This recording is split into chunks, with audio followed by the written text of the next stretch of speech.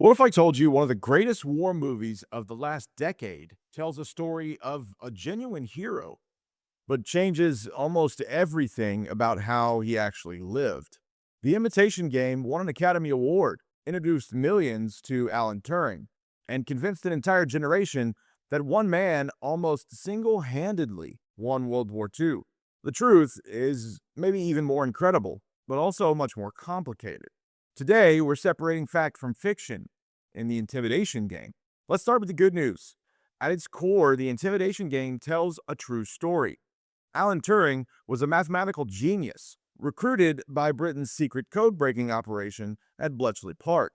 The Germans used an encryption machine called the Enigma, and it changed its settings every day, with millions upon millions upon millions of possible combinations. Reading German communications seemed impossible. This movie is absolutely correct that breaking Enigma became one of the most important intelligence projects of World War II. It's also true that Turing helped design an electromechanical machine that dramatically sped up the process of finding Enigma's daily settings. Contrary to popular belief, Turing did not invent this machine himself, but he did significantly improve the British version alongside mathematician Gordon Welchman. This movie is also correct that the intelligence gathered from deciphering German code messages became known as Ultra. Ultra intelligence influenced campaigns across Europe, North Africa, and especially the Battle of the Atlantic. Many historians estimate that Allied code breaking shortened the war in Europe by 2 or maybe 4 years, potentially saving millions of lives. The film also accurately depicts the extraordinary secrecy surrounding Bletchley Park. Workers were forbidden from discussing their jobs, even with family, and many kept the secret for decades after the war. And finally, the movie correctly portrays the tragic end of Alan Turing's life. In 1952, he was prosecuted under British law criminalizing homosexual relationships. Instead of going to prison, he accepted chemical castration through hormone treatment. 2 years later, in 1954, he died from cyanide poisoning. The official ruling was suicide, although some historians have questioned that conclusion. In 2013, Queen Elizabeth II granted Turing a posthumous royal pardon.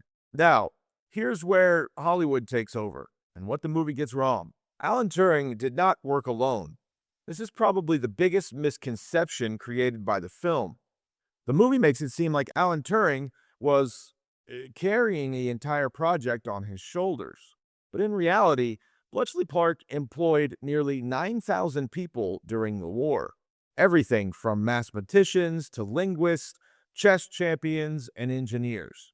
Women operating machines around the clock. Thousands of people contributed. Turing was one of the most brilliant minds there, but victory belonged to an enormous team. In the film, Commander Alistair Dennison constantly tries to shut Turing down.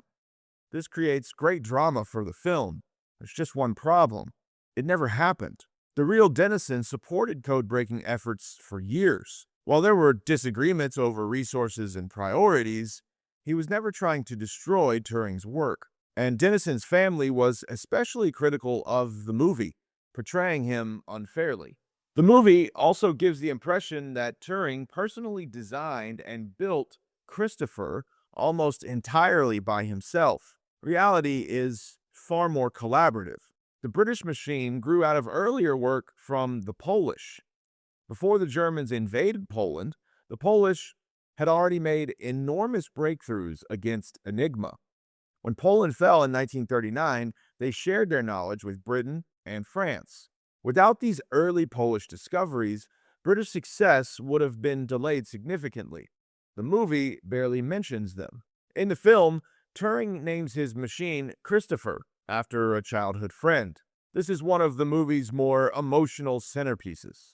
However, there's no evidence whatsoever that the real machine was ever called Christopher.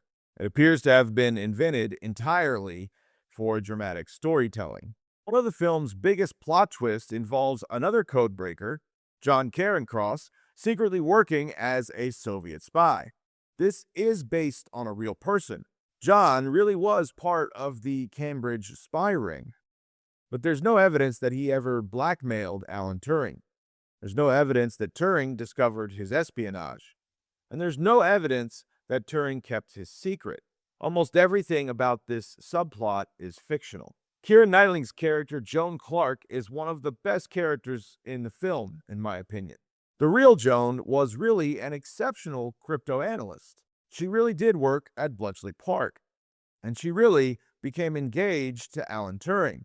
But their relationship in the film is simplified. Joan already knew that Turing was different socially. The engagement ended amicably, and they remained close friends. The film also underestimates Joan's own mathematical brilliance, making her seem more like Turing's assistant than his equal. Perhaps the most dramatic scene in the entire movie comes after the team breaks Enigma. The codebreakers debate whether to let Allied sailors die to avoid revealing their secret. It's gripping, and it's emotional, and it's very misleading. Bletchley Park didn't simply decide, battle by battle, on who lives and who dies. Ultra-intelligence flowed through an enormous military system. Operational decisions were made by commanders using many different intelligence sources. The movie compresses a highly complex process into one dramatic conversation. Ironically, the film's biggest omission isn't an inaccuracy. It's everything Alan Turing accomplished after World War II.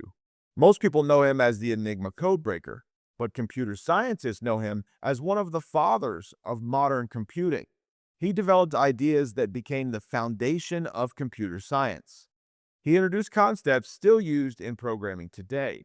He proposed the famous Turing test, asking whether a machine could convincingly imitate human intelligence, long before artificial intelligence existed. Alan Turing was already asking whether computers could think. The movie briefly hints at his revolutionary work. So, how accurate is the Imitation Game? For me, I'd give it about a 7 out of 10. The big historical events actually happened. Alan Turing helped break Enigma. Bletchley Park changed the course of the war. Turing was later prosecuted for being gay. These are all true, but the movie reshapes personalities. It entirely invents conflicts, and it exaggerates Turing's isolationism. It minimizes thousands of other code breakers and almost completely ignores the contributions made by Polish cryptographers during the war. The real story wasn't about one misunderstood genius saving the world. It was about thousands of extraordinary people working in complete secrecy, led by one of the greatest mathematical minds who ever lived. And honestly, the true story didn't need Hollywood to make it remarkable.